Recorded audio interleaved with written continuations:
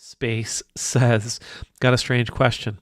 There are a lot of rumors of Trump's croaking. Am I wrong for seeing that as something to rejoice about? My mom, who hates Trump, was upset about my attitude. Yeah, I don't know. I don't want to say it's right or wrong. I don't like those terms. I think my guess would be if he were somebody who lived in Florida that we never heard of, we wouldn't care if he passed. We care because he's the de facto leader of the Republican Party, and we care because his policies appear cruel and unnecessary. We care because his policies, his legislation are causing and are going to cause some pretty significant suffering. So when we say we're rejoicing because he's gone, I would say, again, I think it's a matter of the rejoicing might be because he won't be able to continue doing the things that he's doing.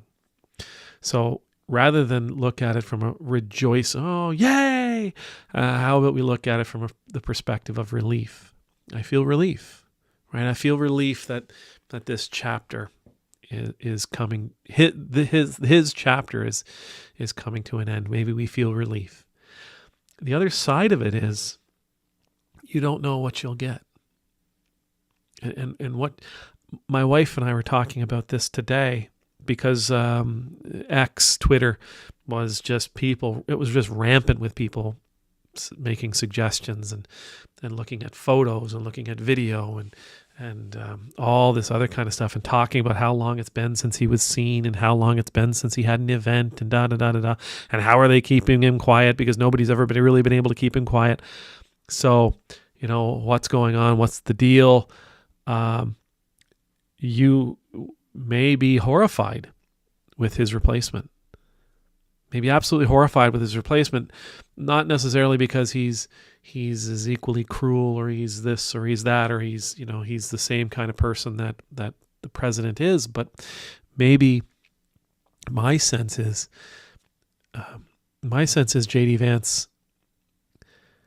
Well, he's going to be looking to impress people.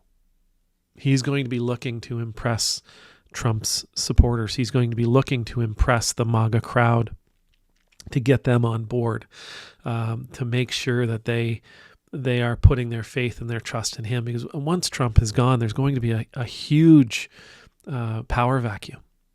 A huge power vacuum. Lots of people are going to try to step into that void and secure for themselves the MAGA vote.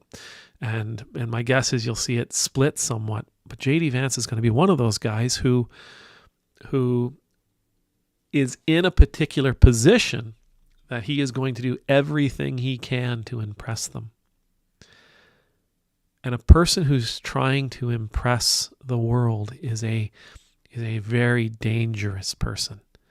A person who's trying to impress the world is a person who will very quickly sacrifice their identity, their integrity, their honor for the sake of popularity.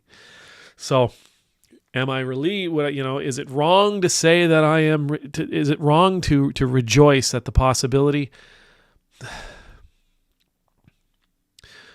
I would say it's normal. It would be normal to feel relief, but we don't know what's on the other side of that.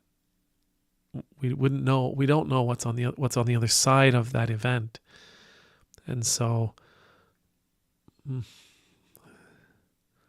feel your relief. Feel your relief, but stay aware, stay awake. Right.